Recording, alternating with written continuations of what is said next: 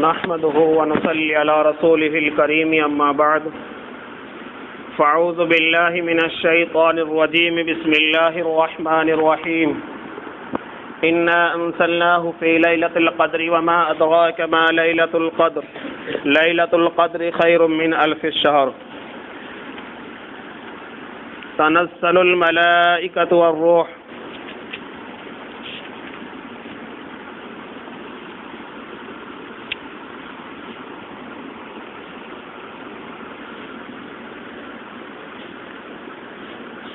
تنزل الملائكة والروح فيها بإذن ربهم من كل أمر سلام هي حتى مطلع الفجر صدق الله العظيم. عن أبي هريرة رضي الله تعالى عنه قال قال رسول الله صلى الله عليه وسلم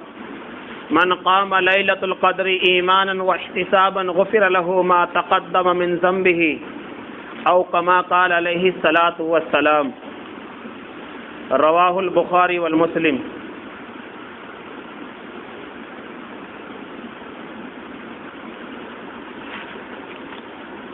میرا محترم بزرگوں دوستو،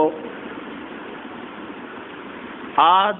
ہم اور آپ یہاں پر جمع ہوئے ہیں رمضان المبارک کی 27ویں شب کے اندر،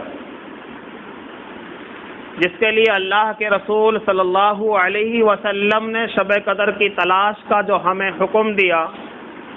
اس میں 5 راتوں کا حکم دیا.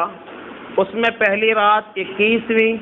23ویں، 25ویں اور 27ویں اور 29ویں رات. ان طاق راتوں میں اللہ کے نبی صلی اللہ علیہ وسلم نے شب قدر کی تلاش کا حکم فرمایا کہ ان 5 راتوں میں شب قدر کو تلاش کرو. تو ان میں سے 3 راتیں جا چکی ہیں. چوتھی رات میں آج ہم اور آپ مسجد کے اندر جمع ہیں، اور آئندہ ایک رات اور آئے گی انشاءاللہ ثم انشاءاللہ.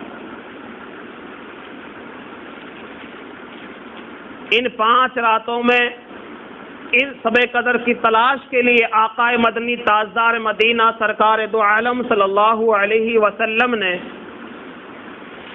اپنی زندگی میں ایک مرتبہ پورے رمضان کا اعتکاف فرمایا، صرف شب قدر کی تلاش کے لیے. اس کے بعد اللہ کے رسول صلی اللہ علیہ وسلم آخری عشرے کا اعتکاف فرماتے رہے. شب قدر کو پانے کے لیے شب قدر کی تلاش کے اندر اللہ کے نبی صلی اللہ علیہ وسلم جو ہے ہمیشہ آخری 10 دنوں میں اعتکاف فرمایا کرتے تھے. لیکن جس سال آقا مدنی تاجدار مدینہ سرکار دو عالم صلی اللہ علیہ وسلم کا وصال ہوا، اس سال اللہ کے نبی صلی اللہ علیہ وسلم نے رمضان مبارک کے اندر 20 دن کا اعتکاف فرمایا. یعنی آپ صلی اللہ علیہ وسلم کی زندگی سے یہ 3 باتیں ہمیں پتہ چلتی ہے کہ آپ نے 3 مرتبہ اعتکاف کیا، اور ان میں 3 طرح کا عمل کیا. ایک رمضان میں پورے مہینے کا اعتکاف کیا، اور زیادہ رمضانوں میں آپ نے 10 دنوں کا اعتکاف کیا، اور جس سال اللہ کے نبی صلی اللہ علیہ وسلم کا وصال ہوا اس سال اللہ کے نبی نے 20 دنوں کا اعتکاف فرمایا. درود شریف پڑھ لیں. اللہم صلی علی محمد وعلی آل محمد کما صلیت علی ابراہیم وعلی آل ابراہیم انک حمید مجید. اللہم بارک علی محمد وعلی آل محمد کما بارکت علی ابراہیم وعلی آل ابراہیم انک حمید مجید. میرے محترم بزرگوں دوستو، اللہ نے یہ مبارک اور مقدس ماہ ہمیں عطا فرمایا، اور اس مبارک اور مقدس ماہ کے اندر یہ راتیں عطا فرمائیں. یہ مبارک مہینہ ہی اتنا فضیلت کا مالک ہے کہ اس میں اللہ کے نبی صلی اللہ علیہ وسلم فرماتے ہیں کہ رمضان کے خاطر اللہ رب العالمین شروع سال سے لے کر اور رمضان تک جنت کو آراستہ کرتے ہیں، جنت کو مزین کرتے ہیں، جنت کو سجاتے ہیں، جنت کو تیار کرتے ہیں، جنت کو دلہن بناتے ہیں. کس کے لیے؟ صرف رمضان میں روزہ رکھنے والوں کے لیے. یعنی 1 سال مسلسل جنت کو سجایا جاتا ہے روزے داروں کے خاطر. یہ مبارک اور مقدس ماہ ہے جس کی برکت سے اللہ جنت کو سجا رہے ہیں روزے داروں کے اکرام کے لیے، کہ جو میرے بندے اور میری بندیاں رمضان میں بھوک اور پیاس کی تلخ کو برداشت کریں گے، بھوک کی شدت کو برداشت کریں گے، پیاس کی شدت کو برداشت کریں گے، میں ان کے لیے ایسی جنت دوں گا جس کو میں نے 1 سال مسلسل سجایا ہو۔ یہ اللہ کا کرم ہے روزے داروں کے اوپر کہ اللہ روزے داروں کے لیے پوری سال تک رمضان کے لیے اللہ جنت کو مزین فرماتے ہیں۔ پھر میرے محترم بزرگوں دوستو، اللہ کے نبی نے اس کی دوسری فضیلت یہ ارشاد فرمائی کہ اللہ رب العالمین کے جو عرش کے اٹھانے والے فرشتے ہیں، جن کی ڈیوٹی یہ ہے کہ اللہ کے عرش کو اٹھا رکھا ہے اور عرش کو اٹھا کر پھر اللہ کی تسبیح میں مشغول رہتے ہیں، ہر وقت اللہ کی تسبیح کو بیان کرتے رہتے ہیں، تسبیح پڑھتے رہتے ہیں، اللہ کی حمد و ثنا بیان کرتے رہتے ہیں، اللہ کی پاکی اور کبریائی اور اللہ کی عظمت کو بیان کرتے رہتے ہیں۔ اللہ جیسے ہی رمضان کا چاند نظر آتا ہے، اللہ ان فرشتوں سے کہتا ہے کہ تم اپنی اپنی عبادت چھوڑ دو، اب روزے داروں کی دعاؤں پر تم آمین کہو۔ یہ ہے اس ماہ کی فضیلت۔ دوسری فضیلت یہ ارشاد فرمائی کہ اللہ عرش کے اٹھانے والے فرشتوں سے کہتے ہیں کہ اپنی عبادتیں چھوڑ دو، کچھ مت کرو، بس پورے دن جو روزے دار دعا کرتے رہیں، چلتے پھرتے اٹھتے بیٹھتے، جب وہ دعا مانگیں گے آمین تمہیں کہنی ہے۔ اور یاد رکھو میرے محترم بزرگوں دوستو، اللہ کے رسول صلی اللہ علیہ وسلم نے یہ بات بھی ارشاد فرمائی۔ ایک مرتبہ اللہ کے نبی مسجد میں گئے، دیکھا کہ ایک آدمی دعا کر رہا اور خوب گڑ گڑا کر دعا کر رہا ہے اور ایسے الفاظ میں دعا کر رہا ہے، اللہ کی ایسی تعریف بیان کر رہا ہے، ایسی تعریف بیان کر رہا تھا کہ اللہ کے نبی صلی اللہ علیہ وسلم اس کی دعا کو سننے لگ گئے۔ اور اس کے بعد میں اللہ کے نبی نے جو آپ کے ساتھ میں جو صحابی تھا اس سے فرمایا، اگر اس دعا کرنے والے نے اپنی دعا پر مہر لگا دی، اگر اس دعا کرنے والے نے اپنی دعا پر مہر لگا دی تو اللہ اس کی دعا کو قبول فرما لے گا۔ تو اس صحابی نے اللہ کے رسول سے پوچھا، اے اللہ کے نبی مہر کیا چیز ہے؟ مہر کیا ہے؟ فرمایا جب یہ دعا سے فارغ ہو تو اس کے بعد میں کہہ دے آمین ثم آمین۔ اگر اس نے یہ لفظ کہہ دیا آمین ثم آمین، کیونکہ مستقل یہ ایک دعا ہے، آمین ایک دعا ہے، اگر اس نے مہر اس پر لگا دی تو اللہ اس کی دعا کو قبول فرما لے گا۔ اب میرے محترم بزرگوں دوستوں، سوچنے کی بات یہ ہے وہاں دعا کرنے والا بندہ ہے اور اس پر آمین کہنے والا بھی بندہ ہے۔ اللہ بندہ مانگ رہا ہے، بندہ آمین کہہ رہا ہے، نبی فرما رہا اگر بندہ دعا کے اوپر آمین کہہ دے اللہ دعا کو قبول فرما لیتا ہے۔ لیکن یہاں کیا ہے؟ فرشتے عام نہیں ہیں، سارے فرشتے نہیں ہیں، عام فرشتے نہیں ہیں جو زمین پر گھوم رہے ہوں، آسمانوں میں گھوم رہے ہوں،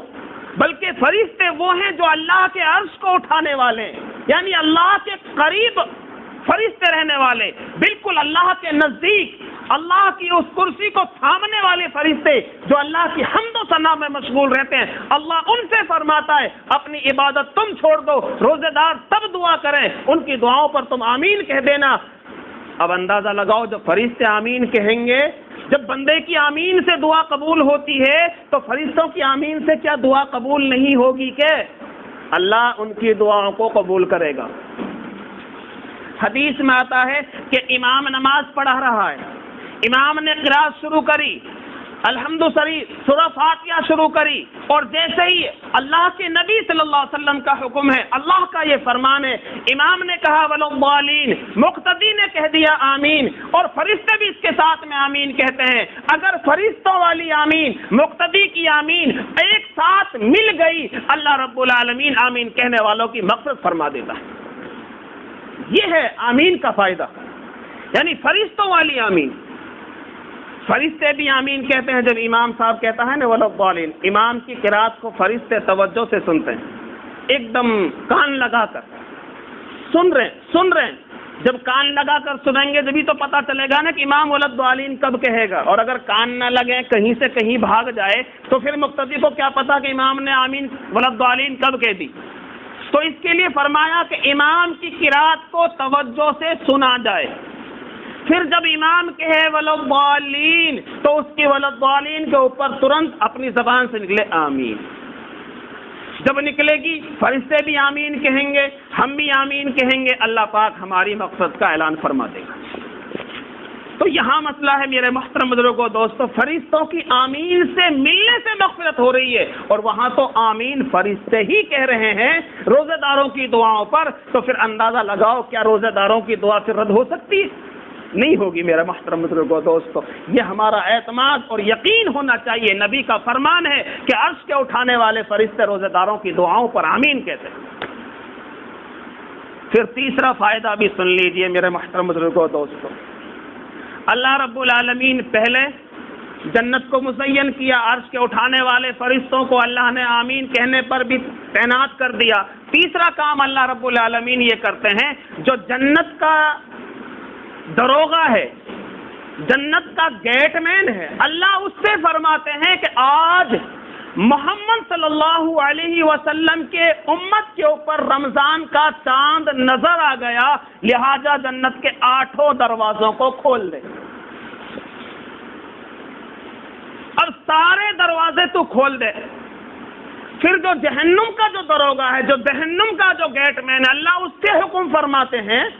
کہ بھائی تو ایسے کر، آج احمد صلی اللہ علیہ وسلم کی امت کے اوپر رمضان کا چاند نظر آ گیا ہے، اب تو جہنم کے دروازوں کو بند کر دے۔ یہ انعام، تیسرا انعام ملتا ہے رمضان کے مہینے میں روزے داروں کے لیے، جنت کے دروازے کھل گئے، جہنم کے دروازے بند ہو گئے۔ پھر میرے محترم بزرگوں دوستو، چوتھا انعام جو روزے داروں کے لیے ملتا ہے وہ یہ ملتا ہے کہ اللہ حکم دیتا ہے فرشتوں کو کہ جاؤ زمین کے اوپر جتنے بھی شرک شیاطین ہیں ان سارے کے سارے شیطانوں کو قید کر لو اور قید کر کر سمندر میں ڈال دو، تاکہ یہ میرے محبوب کی امت کو نہ ستائیں، تاکہ یہ میری محبوب کی امت کو نہ ستائیں۔ بھائی بیٹھو بچوں، بیٹھ جاؤ، تم فضا مت بڑھاؤ، یہ دیکھ ایک گئے تو سارے جان لگے، دروازے بند کرو۔ یا درود شریف پڑھ، اللہم صلی علی محمد وعلی آل محمد کما صلیت علی ابراہیم وعلی آل ابراہیم انک حمید مجید، اللہم بارک علی محمد وعلی آل محمد کما بارکت علی ابراہیم وعلی آل ابراہیم انک حمید مجید۔ تو میرے محترم بزرگوں دوستو، یہ ایک انعام یہ ملتا ہے کہ اللہ جہنم کے دروازوں کو تو ہم بند کر دیتا ہے 1 مہینہ کے لیے، اور جنت کے دروازوں کو کھول دیتا ہے۔ اور 5واں انعام جو اللہ کی طرف سے وہ ملتا ہے کہ ہر دن جب روزہ افطار ہوتا ہے، جب روزے رکھنے والے حضرات اپنا روزہ افطار کرتے ہیں، اللہ رب العالمین روزانہ ایسے 10 لاکھ آدمیوں کو جہنم سے آزاد فرماتا ہے جن کا جہنم میں جانا ضروری تھا، اپنے اعمال کی وجہ سے، اپنے برے اعمال کی وجہ سے، اللہ کی نافرمانیوں کی وجہ سے، نبی پاک محمد مصطفیٰ صلی اللہ علیہ وسلم کی نافرمانیوں کی وجہ سے جن کا جہنم میں جانے کا حکم ہو گیا تھا، اللہ رب العالمین اس مبارک اور مقدس ماہ کی برکت سے ہر دن جب افطار ہوتا ہے 10 لاکھ آدمیوں کو اللہ جہنم سے آزادی عطا فرماتے ہیں۔ یہ رمضان کا فائدہ۔ پھر آ جاؤ میرے محترم بزرگوں دوستو، ہر چیز کی ایک انتہا ہوتی ہے۔ رمضان المبارک جب ختم ہوتا ہے، جب رمضان کا بالکل اینڈ آتا ہے اور آخری دن رمضان کا ہوتا ہے، تو اللہ رب العالمین کی طرف سے ایک مزید انعام یہ ملتا ہے کہ اس دن اللہ پاک پہلے رمضان سے لے کر آخری رمضان تک جو 10 لاکھ آدمیوں کو اللہ جہنم سے چھٹکارا دے رہے تھے، اس ایک دن میں سارے رمضان کے برابر اللہ جہنم سے آزادی مرحمت فرماتے ہیں۔ اتنی معافی کے دروازے اللہ کے کھلے ہوئے ہیں، کس کی برکت سے؟ اس مبارک اور مقدس ماہ کی برکت سے۔ اور پھر اس میں میرے محترم بزرگوں دوستو، اللہ رب العالمین اتنی تعداد میں، اب ایک دن کے 10 لاکھ اور لاسٹ دن میں جتنے اللہ نے پورے 30 دن میں اللہ نے 10 لاکھ کے حساب سے لوگوں کو معاف کیا ہے، اللہ ایک دن میں اتنے لوگوں کو جہنم سے معاف فرماتا ہے، جہنم سے چھٹکارا نصیب فرماتا ہے۔ اب ذرا سی توجہ کی ضرورت ہے، انشاءاللہ ثم انشاءاللہ اللہ ہماری جو ہے جہنم سے حفاظت فرما دے گا۔ یہ وہ اعمال ہیں، یہ رمضان کا مہینہ بڑا مقدس مہینہ ہے۔ اب اس میں پھر دوسرا جو انعام، یہ تو اللہ کی طرف کے انعام تھے کہ اللہ کی طرف سے مل رہے تھے، اب بندہ کچھ کرتا ہے، رمضان کا مہینہ بندہ بھی اعمال کرتا ہے۔ اللہ کے رسول صلی اللہ علیہ وسلم نے فرمایا کہ جب رمضان شروع ہو گئے، چاند نظر آ گیا، اب کوئی بندہ نماز پڑھے گا، ایک جماعت سے نماز پڑھے گا، اللہ اس کو 70 نمازوں کا ثواب دے گا۔ ایک نماز پر فرض نماز پڑھے گا، جماعت سے پڑھ، بے جماعت سے پڑھ، ہر فرض نماز پہ اللہ 70 نمازوں کا ثواب دے گا۔ جماعت میں 27 نماز ہیں، اب 27 کو 70 سے گنا دے دیں، بھاگ دے دیں، اللہ اس پر کتنا اجر و انعام عطا فرمائے گا۔ اس کے علاوہ ہم نماز، نفل نماز پڑھتے ہیں، کوئی تہجد میں نماز پڑھ رہا ہے، کوئی فرضوں کے بعد میں 2 نفل نماز پڑھتا ہے، 2 سنت نماز پڑھتا ہے، اللہ سنتوں کا ثواب فرضوں کے برابر دیتا ہے، فرضوں کا برابر 70 فرضوں کے برابر، سنتوں کا ثواب اللہ فرضوں کے برابر ثواب دیتا ہے۔ اور فرضوں کا ثواب کتنا ہے؟ 1 کے 27، تو ایک سنت، ایک نفل نماز کے 27 نمازوں کا ثواب، ایک فرض نماز کا 27 نمازوں کا ثواب، 70 نمازوں کا ثواب اس مبارک اور مقدس ماہ کے اندر۔ یہ انعام عمل کے کرنے پر ہے۔ 1 روپیہ دیا، 70 روپے کا ثواب۔ ایک کسی بھی طریقے سے کوئی عمل بندہ ایک کرتا ہے، اللہ 70 عملوں کا ثواب عطا فرما دیتا ہے۔ جیسے کسی کے لیے کل عصر کی نماز میں حدیث آئی، اگر کسی ساتھی کے یاد ہو، ذہن میں ہو، کہ اللہ کے نبی صلی اللہ علیہ وسلم نے فرمایا کہ کوئی آدمی کسی بندے کو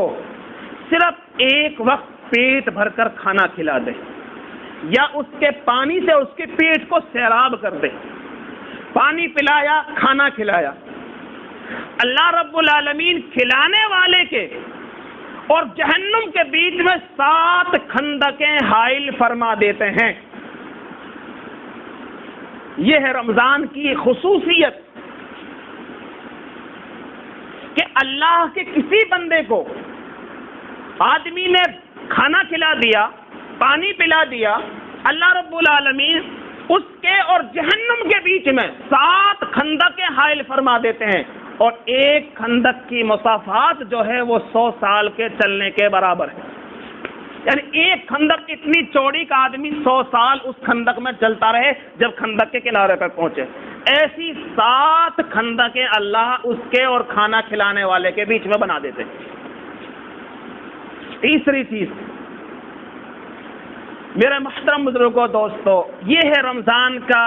مبارک اور مقدس مہینہ جس میں اللہ کی رحمت بے پناہ برس رہی ہے۔ بس بندہ لینے والا ہونا چاہیے کہ کوئی بندہ لے لے۔ رب چاہ رہا ہے کہ اللہ نے اپنی رحمت کے دروازے کھول رکھے ہیں، جنت کے دروازے کھول رکھے ہیں۔ لیکن میرے محترم بزرگوں، دوستو، اسی مہینے میں جس رات کا میں نے ذکر کیا، شب قدر کی رات، اور جس میں ہم اور آپ آج مسجد میں بیٹھ کر اللہ اور اس کے رسول کا ذکر سن رہے ہیں، اس رات کی فضیلت کو خود اللہ نے اپنے قرآن میں بیان کیا۔ ایک بات یاد رکھو کہ ہم اللہ کے نبی صلی اللہ علیہ وسلم کی امت کی عمریں جو ہے عموماً وہ ہے 70 سال 60 سال کے بیچ میں، عمومی طور سے، کہ اکثر جو ہے ان کو 70-60 سال کی عمر اللہ نے عطا فرمائی ہے۔ اللہ کے نبی صلی اللہ علیہ وسلم اس شب قدر کا جو پس منظر ہے، اس کا بیک گراؤنڈ جو ہے، میں وہ بتاؤں کہ اللہ نے یہ شب قدر ہمیں کیوں عطا فرمائی۔ اس کا بیک گراؤنڈ یہ ہے میرے محترم بزرگوں، دوستو، اللہ کے نبی صلی اللہ علیہ وسلم نے بنی اسرائیل کے 4 نیک آدمیوں کا تذکرہ کیا، 4 مجاہدین کا تذکرہ کیا، 4 نبیوں کا تذکرہ کیا۔ یہ تینوں باتیں، یا تو وہ نیک تھے، یا 4 نبی تھے، یا 4 مجاہد تھے، وہ بنی اسرائیل کے۔ تو اب جب اللہ کے نبی صلی اللہ علیہ وسلم نے ان کا تذکرہ کیا کہ وہ 80 سال مسلسل اللہ کی عبادت کرتے رہے، مجاہد جہاد کرتے رہے 80 سال تک، اور نیک لوگ اللہ کی عبادت کرتے رہے، اور انبیاء اگر تھے تو اللہ کے دین کی تبلیغ کرتے رہے 80 سال مسلسل، ایک پلک جھپکنے کے برابر بھی انہوں نے اللہ کی نافرمانی نہیں کری۔ جب اللہ کے نبی صلی اللہ علیہ وسلم نے یہ بات صحابہ سے ارشاد فرمائی تو صحابیوں میں سے ایک صحابی کھڑے ہو گئے اور کہنے لگے یا رسول اللہ صلی اللہ علیہ وسلم کہ اللہ نے ہماری عمر تو 80 سال نہ دی عمومی طور سے، تو ہمارا ان کا مقابلہ کیسے ہوگا نیکیوں میں؟ وہ 80 سال مسلسل عبادت کرتے رہے، ہماری تو عمر ہی 60-70 سال ہے، تو ہمارا ان کا نیکیوں میں پھر کیسے ان کے برابری کر پائیں گے؟ وہ تو ہم سے آگے نکل جائیں گے۔ ابھی میرے محترم بزرگوں دوستو، نبی کی بات پوری نہیں ہوئی، صحابی کا سوال پورا نہیں، نبی کا جواب ابھی مکمل نہیں۔ اللہ نے جبریل امین علیہ الصلاۃ والسلام کو آقائے مدنی تاجدار مدینہ سرکار دو جہاں صلی اللہ علیہ وسلم کی خدمت میں جو ہے اللہ کے نبی صلی اللہ علیہ وسلم کی خدمت میں بھیج دیا، اور آپ نے ارشاد فرما دیا کہ جا میرے محبوب سے سلام کہہ دینا اور میرے محبوب کو جا کر مذبح سنا دے، خوشخبری سنا دے، قرآن کی مکمل ایک سورت لے کر جا، میرے نبی کو جا کر یہ سورت سنا دے۔ اور سورت کیا تھی؟ سورہ قدر، انا انزلناہ فی لیلۃ القدر وما ادراک ما لیلۃ القدر۔ یہ سورت کا نزول ہوا اس وقت جب اللہ کے نبی صلی اللہ علیہ وسلم اپنے صحابہ کو خطاب فرما رہے تھے۔ صحابہ غمگین اور رنجیدہ تھے کہ اللہ کے نبی ہم ان لوگوں کا مقابلہ نیکیوں میں کیسے کر پائیں گے، وہ تو ہم سے آگے نکل جائیں گے، ہم نیکیوں میں پیچھے رہ جائیں گے، یا اللہ کے نبی ہم ان کا مقابلہ کریں گے۔ اللہ کے نبی نے فرمایا جا محمد اپنی امت کو سنا دے، انا انزلناہ فی لیلۃ القدر وما ادراک ما لیلۃ القدر، کہ اللہ فرماتے ہیں کہ یعنی بے شک ہم نے قرآن پاک کو شب قدر میں نازل فرمایا، اتارا، یعنی قرآن شریف کا لوح محفوظ سے آسمان دنیا پر اسی رات میں اتارا ہے۔ پھر اس کے بعد میں سوال اللہ خود کرتے وما ادراک ما لیلۃ القدر، پہلے کہ ہم نے شب قدر کو لیلۃ القدر میں اتارا، پھر اللہ کی طرف سے سوال وما ادراک، آپ جانتے ہو بھی ہو، کیا آپ کو پتا بھی ہے کہ لیلۃ القدر کیا چیز ہے؟ یہ اللہ کے دیکھو اللہ کا نرالا انداز ہے، پہلے خود نے شب قدر اتارا، پھر سوال خود کا وما ادراک ما لیلۃ القدر، کہ لیلۃ القدر کیا ہے؟ معلوم شب قدر کتنی بڑی چیز ہے، یعنی اس رات کی بڑائی اور فضیلت کا آپ کو علم بھی ہے کہ کتنی خوبیاں اور کس قدر فضائل پر یہ رات، کتنی بڑی اس کی فضیلت ہے، کتنے بڑے فضائل اللہ نے اس رات کے بنائے، کیا آپ لوگ جانتے بھی ہیں؟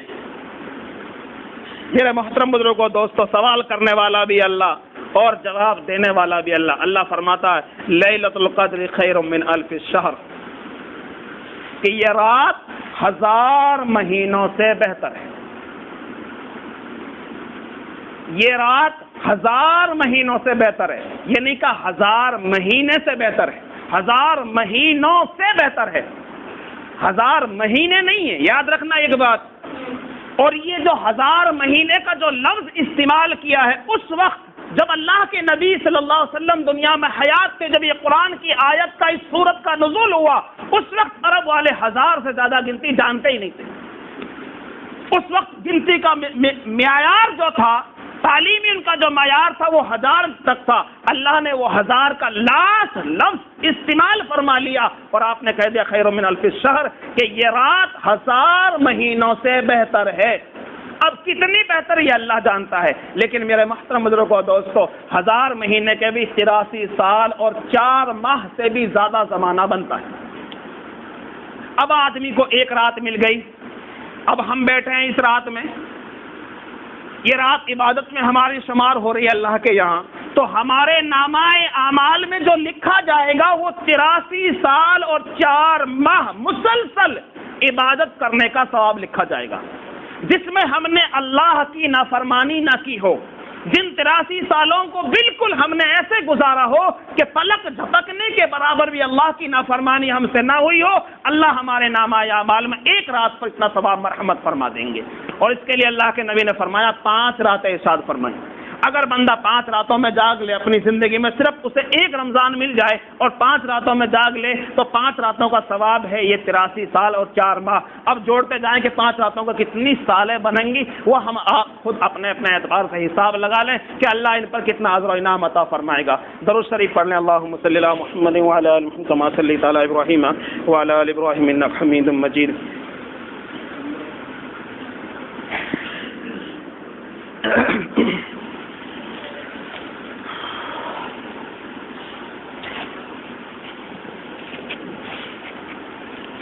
تو اللہ رب العالمین اس کے اوپر جتنا زیادہ ثواب دیں گے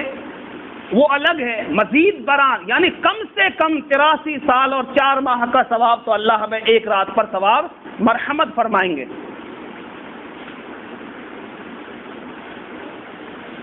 دوسری چیز پھر اللہ فرماتا ہے کہ اس سے آگے کیا ہوگا، تنزل الملائکہ، کہ اسی رات میں پھر اللہ زمین کے اوپر فرشتوں کو بھیجتے ہیں۔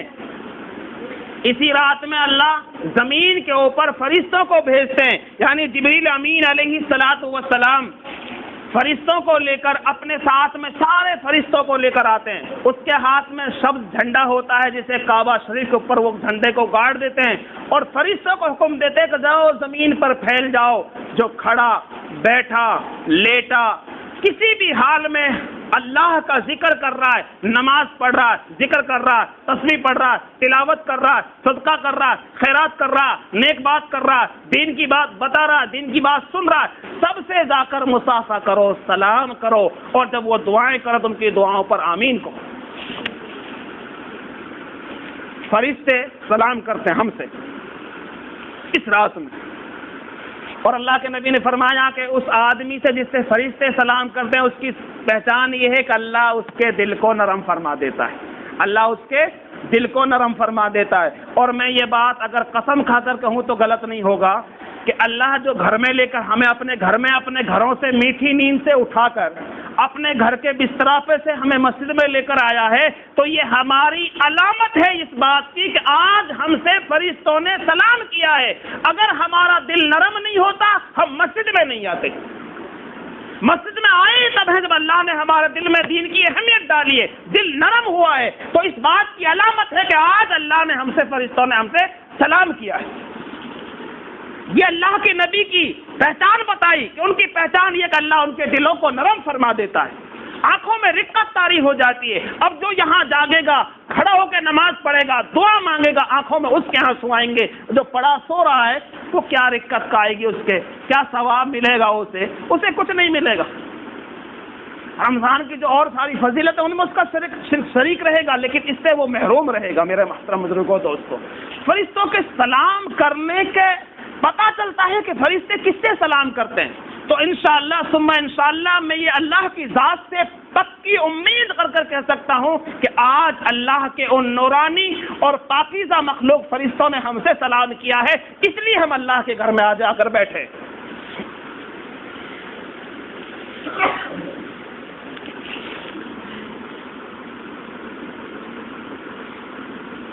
اور ایسا نہیں ہے کہ صرف یہ رات کب سے شروع ہوتی ہے، غروب آفتاب سے طلوع آفتاب تک، غروب آفتاب سے طلوع صبح صادق تک یہ رات رہتی ہے، یعنی جیسے ہی سورج چھپتا ہے اور جیسے ہی صبح صادق ہوتی ہے، اللہ اس رات میں پوری رات یہ سراپا ہے، سلام خیرم، پوری رات سلامتی کے ساتھ، پوری رات یہ جو ہے اللہ اس کو سلامتی کے ساتھ گزار دیتے ہیں۔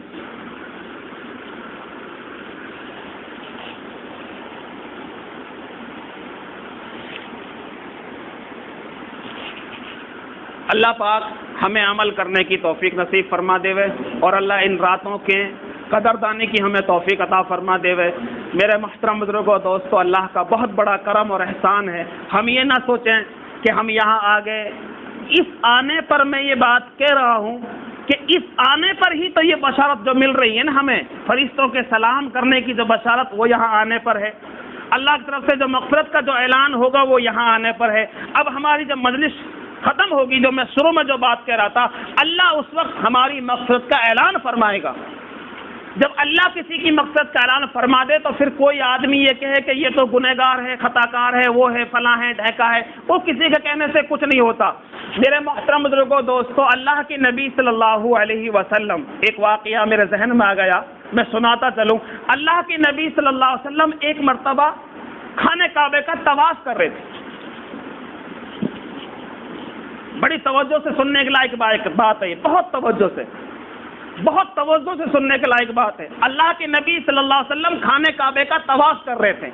ایک اعرابی کہتے ہیں دیہات کے رہنے والے کو، ایک دیہاتی آدمی، ایک اعرابی آدمی بھی طواف کر رہا تھا، اور وہ طواف کرتا جا رہا تھا، ایک لفظ کہتا جا رہا تھا، یا کریم یا کریم یا کریم یا کریم یا کریم۔ وہ بس اس کی رٹ لگا رکھی ہے،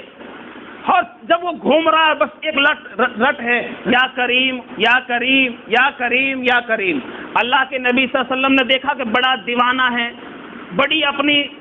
دیوانگی کے ساتھ مشغول ہے، پتہ ہی نہیں کہ ہاں کوئی اور بندے بھی ہیں، بس رٹ لگا رکھی ہے۔ اللہ کے نبی صلی اللہ علیہ وسلم نے اسے دیکھ کر اس کی نقل کرنے لگے، نبی پاک صلی اللہ علیہ وسلم، اللہ کے نبی بھی اس کے ساتھ پیچھے پیچھے چلنے لگے۔ دیکھیے، میں جو کہہ رہا تھا سننے لائق بات ہے، سننے لائق بات یہ ہے، اللہ کے نبی صلی اللہ علیہ وسلم اس اعرابی کے پیچھے پیچھے چلنے لگے، اور پیچھے پیچھے چل کر کہہ رہے ہیں یا کریم، وہ کہتا یا کریم، اللہ کے نبی کہتے یا کریم۔ اعرابی نے ایک چکر کاٹا، دو چکر کاٹے، اللہ کے نبی صلی اللہ علیہ وسلم اس کے پیچھے چل رہے ہیں، وہ یا کریم کہہ رہا، وہ مڑا، جب اس کی نقل کر رہا تھا وہ مڑا اور مڑ کر کہنے لگا، او چاند جیسے صورت والے، چاند سے زیادہ حسین اور نوجوان، چاند سے زیادہ تو حسین ہے، اگر تو اتنا حسین اور خوبصورت نہ ہوتا، اگر تو اتنا پیارا نہ ہوتا تو میں تیری شکایت اپنے محبوب سے کر دیتا، اگر تو اتنا پیارا نہ ہوتا تو میں تیری شکایت اپنے محبوب سے کر دیتا، میرا محبوب تجھ سے بھی زیادہ خوبصورت ہوگا، میرا محبوب تجھ سے بھی زیادہ خوبصورت ہوگا، تو اتنا حسین ہے تو پھر میرا محبوب کتنا حسین ہوگا۔ اللہ کے نبی صلی اللہ علیہ وسلم نے اس اعرابی سے سوال کیا کہ بھائی تیرا محبوب کون ہے؟ اس نے کہا میرا محبوب ہے محمد مصطفیٰ صلی اللہ علیہ وسلم۔ اللہ کے نبی صلی اللہ علیہ وسلم نے اس اعرابی سے سوال کیا، تو اللہ کے نبی کو تو نے نہیں دیکھا؟ فرمایا میں نے نہیں دیکھا۔ پھر تو ایمان کیسے لے کر آیا؟ فرمایا کہ میں تو بغیر دیکھے اپنے محبوب کی صرف میں نے سیرت کو سنا، اپنے محبوب کے بارے میں نے سنا، اور میں نے سن کر ہی سمجھ لیا کہ وہ بہت بڑی ہستی ہے، اور میں نے کلمہ پڑھ لیا، اشہد ان لا الہ الا اللہ واشہد ان محمدا عبدہ ورسولہ، یعنی میں نے بغیر دیکھے اللہ کے نبی کو، بغیر دیکھے میں نے اللہ کے نبی کو پر میں نے ایمان لے آیا۔ جب اس اعرابی نے یہ لفظ کہا نا کہ میں بغیر دیکھے نبی کو پر ایمان لے آیا، تو اللہ کے نبی صلی اللہ علیہ وسلم نے فرمایا کہ بھائی میں ہی تیرا محبوب ہوں، میں ہی محمد مصطفیٰ صلی اللہ علیہ وسلم ہوں۔ اس وقت تک وہ اعرابی اللہ کے نبی کو جانتا نہیں تھا، اس لیے تو فرمایا تھا او چاند سے چہرے والے۔ اب نبی کا چہرہ دیکھ رہا تھا، اتنا حسین چہرہ تھا، اتنا حسین چہرہ تھا، صحابی وہ اعرابی مجبور ہو گئے کہنے کے لیے او چاند سے چہرے والے۔ حضرت ابو بکر اور بہت سارے صحابہ فرماتے ہیں کہ 14ویں کا چاند ہوتا تھا، نبی مسجد کے صحن میں بیٹھے ہوتے تھے، 14ویں کا چاند آسمان پہ کھلتا تھا، صحابہ نبی کے سامنے بیٹھتے تھے اور فرماتے ہیں کبھی ہم چاند کو دیکھتے، کبھی نبی کے چہرے کو دیکھتے، ہم یہ فیصلہ ہی نہیں کر پاتے تھے کہ چاند زیادہ خوبصورت ہے، نبی کا چہرہ زیادہ خوبصورت ہے۔ بالآخر ہمارے دل میں بات آتی چاند تیرے اندر داغ ہے اور ہمارے محبوب کا چہرہ بے داغ ہے۔ اتنا حسین جمیل ہمارے نبی صلی اللہ علیہ وسلم تھے۔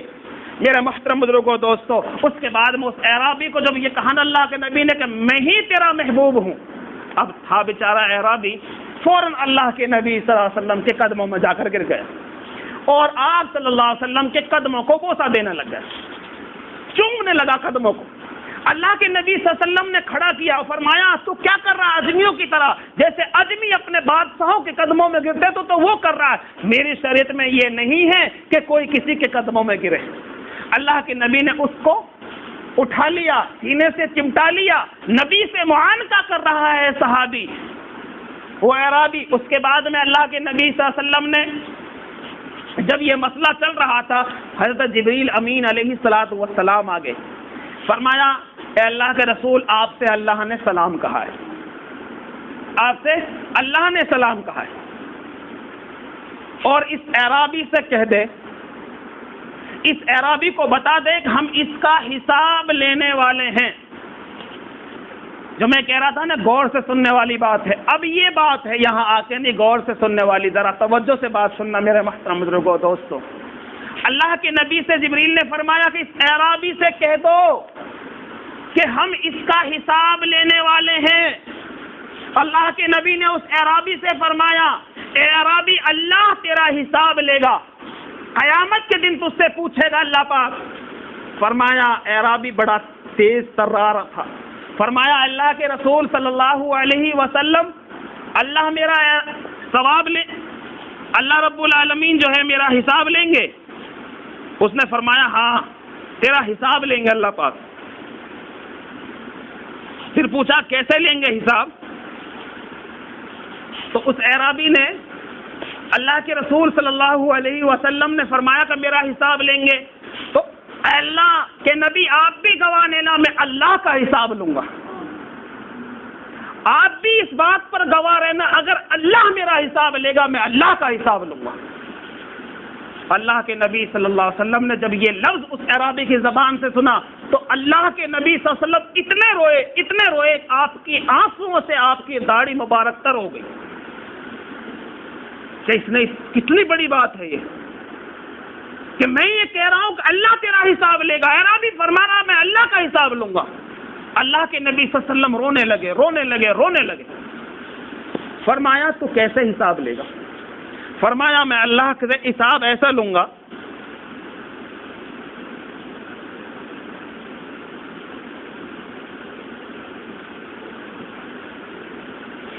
اگر اللہ رب العالمین نے مجھ سے پوچھا اے تو گنہگار ہے، اللہ نے میرا گناہوں کا حساب لیا،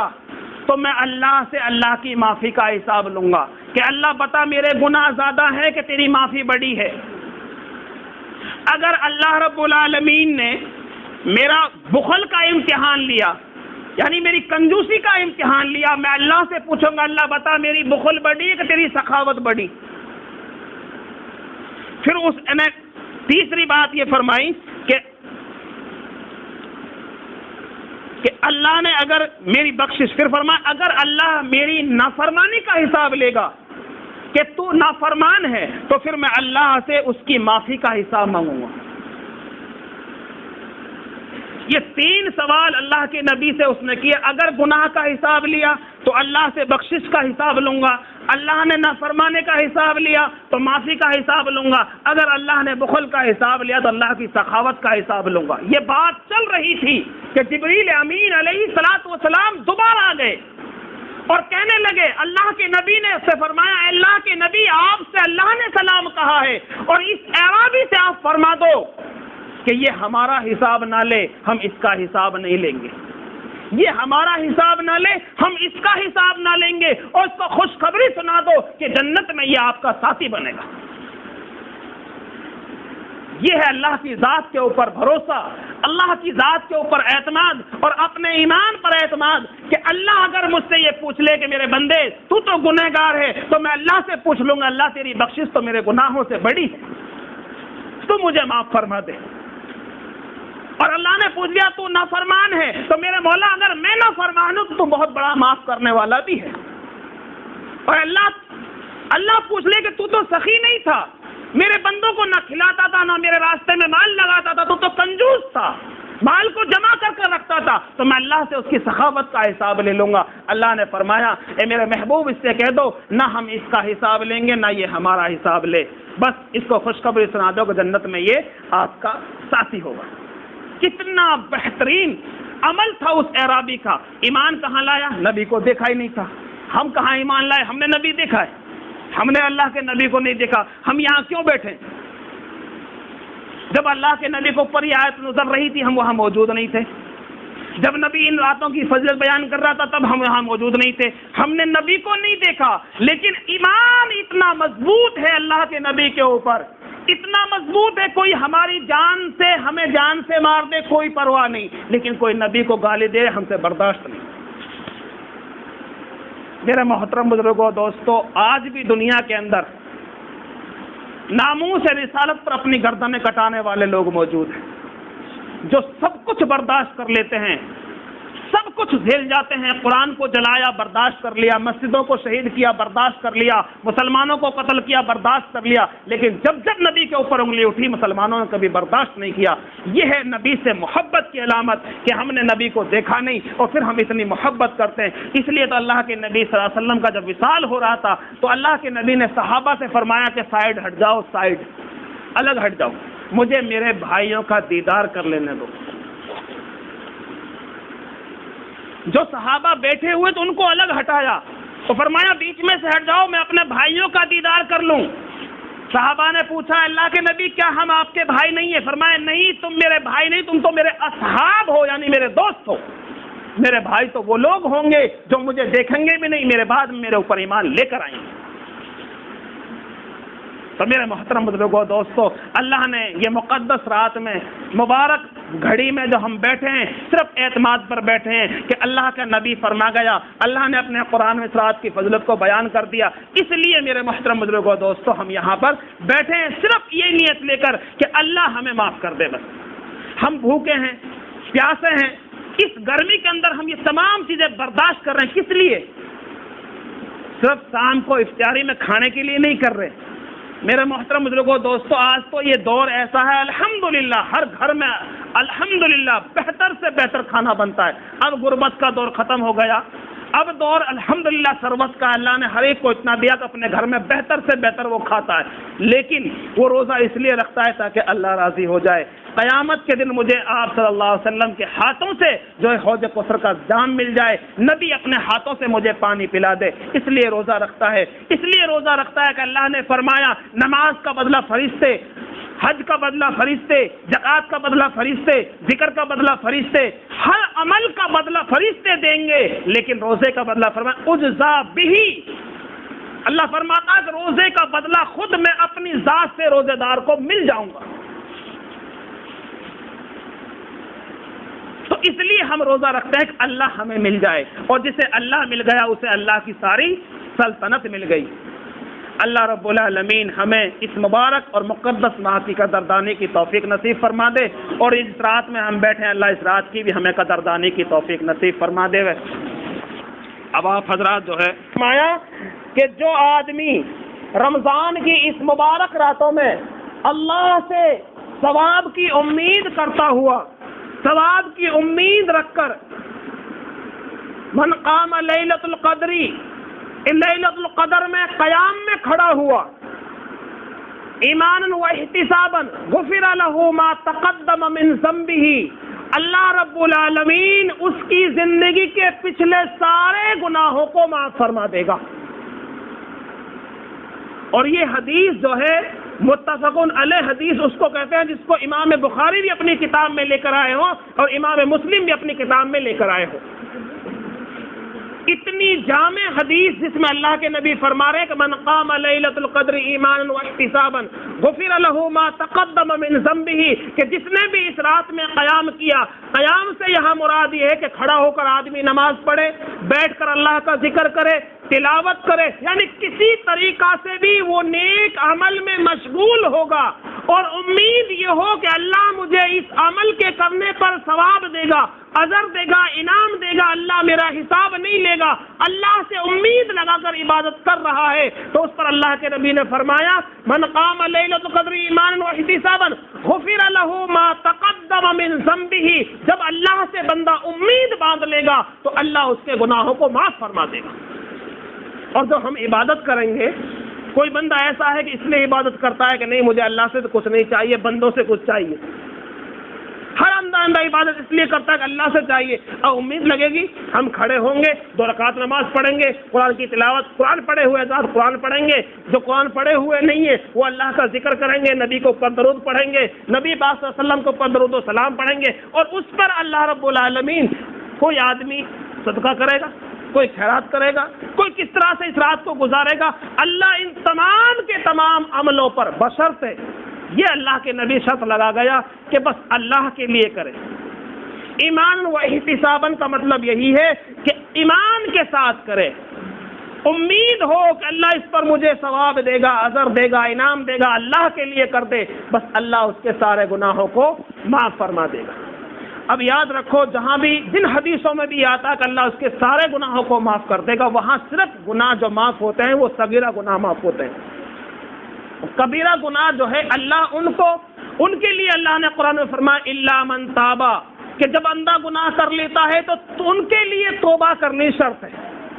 بغیر توبہ کے اللہ بڑے گناہوں کو معاف نہیں کرتے، جن کو ہم کبیرہ گناہ کہتے ہیں، بڑے گناہ، ان کے لیے توبہ شرط ہے۔ جب آدمی شب قدر میں کھڑا ہوگا، ثواب کی امید پر کھڑا ہوگا، ایمان کے ساتھ کھڑا ہوگا، تو پھر وہ بندہ توبہ بھی کرے گا اپنے گناہوں سے۔ پھر اللہ سے وہ یہ بھی کہے گا اللہ جیسا بھی میں نے چھوٹے بڑے چھپ کر کھلم کھلا جس طرح سے میں نے گناہ کیا، اللہ میرے سارے گناہوں کو معاف فرما دے، تو پھر میرے محترم بزرگوں دوستو اللہ سارے گناہوں کو معاف فرما دے گا اور بالکل وہ بخشا بخشایا یہاں سے لوٹ جائے گا۔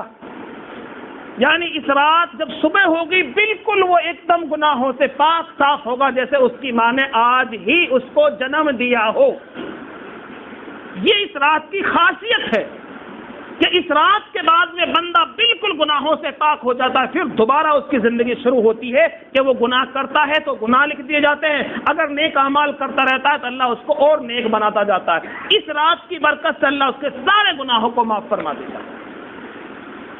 اس لیے میرے محترم بزرگوں دوستو اللہ ہمارے گناہوں کو معاف فرماویں اور اللہ ہمیں اس رات کی قدردانی کی توفیق نصیب فرماویں، اس رات کو صحیح ڈھنگ سے گزارنے کی توفیق نصیب فرما دے۔ تو اس کے ساتھ ساتھ بھائی اللہ کے نبی نے ایک نماز بتائی اپنے چچا کے لیے، اور جب چچا سے کہا تو یوں نہیں کہا کہ میں ایک نماز دے رہا ہوں، بلکہ یوں فرمایا میرے چچا میں آپ کو ایک تحفہ دینا چاہتا ہوں، ایک ہدیہ کرنا چاہتا ہوں، ایک چیز عطا کرنا چاہتا ہوں۔ یعنی اللہ کے نبی نے پہلے اس چیز کو بتایا نہیں، اس چیز کی اہمیت کو حضرت عباس رضی اللہ تعالیٰ عنہ کے دل میں ڈالا کہ ایک عطیہ کرنا چاہتا ہوں، ایک ہدیہ دینا چاہتا ہوں، ایک تحفہ دینا چاہتا ہوں، ایک بہت اچھی چیز دینا چاہتا ہوں۔ متمنی ہوا کیا دیں گے؟ محبوب خدا کیا عطا فرمائیں گے؟ ہمارا رسول میرا بھتیجا مجھے کیا دے گا؟ فرمایا کہ میں تجھے 4 رکعت نماز صلاۃ التسبیح دے رہا ہوں، تو ان نماز کو پڑھ لینا، اگر ہو سکے تو روزانہ پڑھ لینا، ایسا نہ ہو تو 8 دن سے پڑھ لینا، ایسا نہ ہو تو مہینے سے پڑھ لینا، اگر اتنا بھی نہ ہو تو زندگی میں 1 مرتبہ پڑھ لینا۔ جب تو یہ نماز پڑھے گا تو اللہ تیرے سارے گناہوں کو اس نماز کی برکت سے معاف فرما دے گا۔ اب 2 باتیں ہو جائیں گی میرے محترم بزرگوں دوستو، ایک بات اس رات کی وجہ سے گناہ معاف ہونے، دوسرا اس نماز کی وجہ سے گناہوں کا معاف ہونا۔ اس نماز کا نام ہے صلاۃ التسبیح، اس کی وجہ سے اللہ سارے گناہوں کو معاف فرما دیتے ہیں۔ اس کا پڑھنے کا طریقہ ہے 4 رکعت نماز ایک ساتھ نفلوں کی نیت باندھنی، 4 رکعت نماز صلاۃ التسبیح واسطے اللہ کے، منہ میرا کعبہ شریف طرف، اللہ اکبر۔ اس کے بعد میں آدمی نیت باندھ کر پہلے پڑھے گا ثنا یعنی سبحانک اللہم،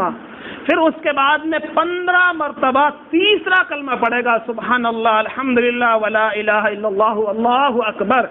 بیچ بیچ میں لا حول ولا قوت الا باللہ العلی العظیم، اس کو بھی پڑھ لے، اگر اس کو نہ پڑھے تو تیسرا خالی وہاں تک پڑھ لے، اس کو چھوڑ دے، لیکن بیچ بیچ میں اگر پڑھ لے تو کوئی برائی بھی نہیں ہے، اس کا اجر الگ ہے۔ یہ اللہ کے خزانوں میں سے خاص خزانے میں سے اللہ نے ہمیں عطا کیا ہے، یہ 99 بیماریوں کی شفا اللہ نے اس کے اندر رکھی ہے، یہ بہت ساری پریشانیوں سے اللہ ہمیں اس کلمے کی برکت سے نجات عطا فرماتا ہے، اس لیے اس کو بھی بیچ بیچ میں پڑھ لے۔ تو 15 مرتبہ یہاں پڑھنا ثنا کے بعد میں، پھر اس ثنا اس کو 15 مرتبہ پڑھ کے پھر سورہ فاتحہ اور سورت جو ہمارے یاد ہے وہ پڑھنی ہے، پھر ہمیں رکوع میں جانا،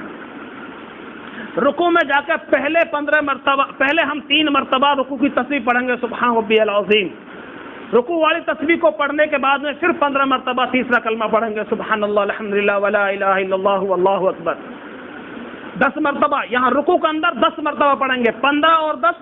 25 گنتے رہنا آپ لوگ، پھر اس سے اٹھیں گے رکوع سے سمیع اللہ لمن حمیدہ ربنا لک الحمد، اس کے بعد میں 10 مرتبہ پھر یہاں پڑھیں گے کھڑا ہو کر، 25 10 35۔ پھر اس کے بعد میں ہم سجدہ میں جائیں گے، پہلے سجدہ کی تسبیح پڑھیں گے 3 مرتبہ، اس کے بعد میں ہم 10 مرتبہ پھر اسی کلمہ کو پڑھیں گے، 35 10 45۔ پھر سجدہ سے اٹھیں گے، اللہ اکبر کہہ کر بیٹھ جائیں گے سجدہ والے بیچ میں، پھر 10 مرتبہ پڑھیں گے، 45 10 55۔ پھر ہم دوسرے سجدہ میں جائیں گے، اس میں 10 مرتبہ پڑھیں گے۔ پہلے سجدہ کی تسبیح یاد رکھنا، پہلے سجدہ والی تسبیح پڑھنی ہے، اس کے بعد میں یہ پڑھنا ہے۔ پھر ہم اس کو 10 مرتبہ پڑھیں گے، 10 مرتبہ 55 10 65۔ اب سجدہ سے جب کھڑے ہوں گے، طریقہ یہ ہے، ایک طریقہ یہ کہ بیٹھ جائیں، پہلے 10 مرتبہ اس کو پڑھ لیں، 65 اور 10 75 مرتبہ ایک رات میں ہو گئے، ایک رکعت میں ہو گئے۔ اس کے بعد میں دوسری رکعت کے لیے کھڑے ہو جائیں، اور دوسری رکعت کا طریقہ یہ کہ پہلے قرات کریں، پھر اس کے بعد میں قرات میں رکوع میں جانے سے پہلے 15 مرتبہ پڑھ لیں، پھر رکوع میں جو باقی نماز جیسے میں نے بتائی ہے، اس طرح سے ایک رکعت میں 75 مرتبہ، 4 رکعتوں میں 300 مرتبہ، 300 مرتبہ یہ کلمہ پڑھیں گے۔ اس کا اجر و انعام یہ ہے میرے محترم بزرگوں دوستو کہ اللہ اس نماز کی برکت سے سارے گناہوں کو اللہ معاف فرما دے گا۔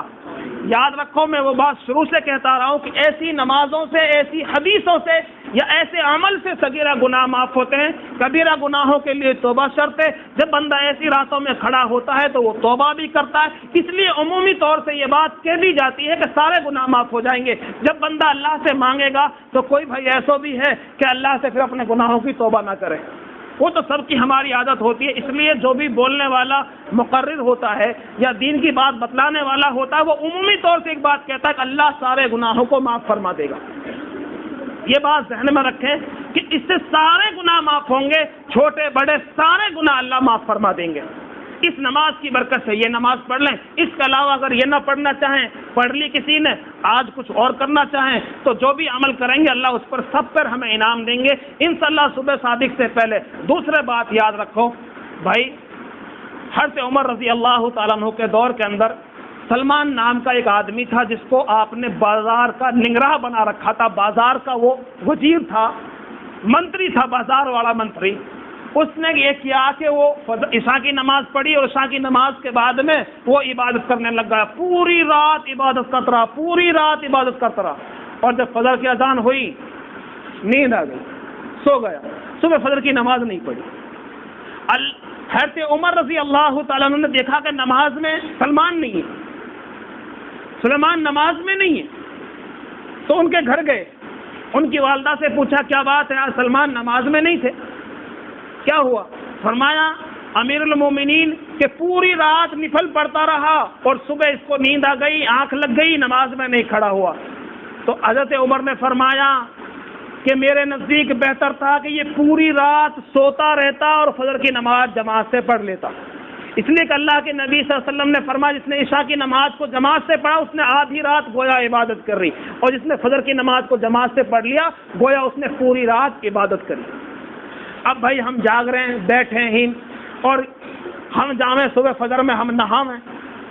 تو بھائی دیکھ لینا حضرت عمر کا فیصلہ، یہ میرا نہیں ہے، میں اپنی طرف سے نہیں کر رہا ہوں کوئی بات کہ ایک مولوی صاحب تو اپنے طرف سے میں ڈرا رہا، میں اپنی طرف سے نہیں کر رہا ہوں، یہ حضرت عمر کا فیصلہ ہے۔ فرمایا میرے لیے، حضرت عمر نے فرمایا میرے نزدیک بہتر تھا پوری رات سوتا رہتا لیکن فجر میں آ جاتا، تو اصل میں بہتر یہ ہے کہ تم اب سو جاؤ لیکن فجر کی نماز پڑھ لو، اب جاگتے رہو، اذان ہو فجر سے سو جائیں، پھر یہ ساری رات کا جاگنا جو ہے بیکار ہو جائے گا۔ اس لیے بھائی اب بھی جاگیں، عبادت کرتے رہیں۔ اذان کے بعد میں 20 منٹ بعد میں ہماری جماعت ہوتی ہے، زیادہ وقت نہیں لیا جائے گا انشاءاللہ آپ کا، اور جماعت کو بھی انشاءاللہ مختصر آپ کو پڑھا دی جائے گی۔ آپ بالکل بیدار رہیں۔ دوسرا عمل ایک یاد رکھیں کہ جو یہ ہمارے چھوٹے چھوٹے معصوم بچے ہیں، اصل تو ان کے ماں باپ ان کو سمجھا کر بھیجا ہوگا، نہیں بھیجا تو میں بھی استاد بھی بحیثیت ایک باپ کے ہوتا ہے، میں بھی یہ بات آپ کو سمجھا دوں کہ جو یہ چھوٹے چھوٹے معصوم بچے ہیں یا پھر 15 سے 20 سال کے نوجوان ہیں، ان کو بھی میں سمجھا دوں کہ بھائی گواڑ میں جا کے، گٹان پہ بیٹھ کے یا گلیوں میں چل کر جو ہے ہو ہلہ نہ کریں، جو ہے ہم زیادہ شور شرابہ نہ کریں، چونکہ بستی کے اندر بیمار بھی ہیں، بستی کے اندر ہمارے غیر مسلم بھائی بھی ہیں، وہ اپنے گھروں میں آرام کر رہے ہیں، ان کو ہمیں تکلیف نہ پہنچے، اس لیے کہ عبادت اس چیز کا نام نہیں ہے کہ ہم غیروں کو تکلیف پہنچائیں یا بیماروں کو تکلیف پہنچائیں۔ اس لیے آپ سے، بچوں سے خصوصاً یہ درخواست ہے، سب سے ہم سے یہ درخواست ہے کہ بھائی اپنی آرام سے عبادت کرتے رہیں مسجد کے اندر۔ اگر بالفرض ہم اپنے گھر جائیں یا چوک میں جائیں تو آرام سے جا کر بیٹھ جائیں، کسی کے لائٹ پھوڑنا، کسی کا مٹکا توڑنا، کسی کے سٹر میں بھاٹا مارنا یا گاڑیوں میں نعرہ لگانا، نعرہ تکبیر اللہ اکبر، یہ تمام کے تمام وہ عمل ہیں جن کی وجہ سے ہماری بالکل بجائے انعام کے اللہ ہماری پکڑ کر لے گا۔ جس طرح یاد رکھو، اگر جہاں مقرب جو متبرک راتیں ہوتی ہیں، بابرکت راتیں ہوتی ہیں، اگر ان میں اجر زیادہ ہے، نیک عمل کا اجر زیادہ ہے، تو پھر گناہ کا بھی تو وبال زیادہ ہے نا۔ اس لیے آرام سے، سکون سے اللہ کی عبادت کرنی ہے، صبح فجر کی نماز پڑھنی ہے، اس کے بعد میں آرام سے اپنے گھروں میں سو جانا کریں گے انشاءاللہ۔ اللہ پاک بھائی ہمیں کہنے سننے زیادہ عمل کی توفیق نصیب فرمائیں، اور اللہ پاک ہمیں اس رات کی قدر دانے کی بھی توفیق نصیب فرما دے۔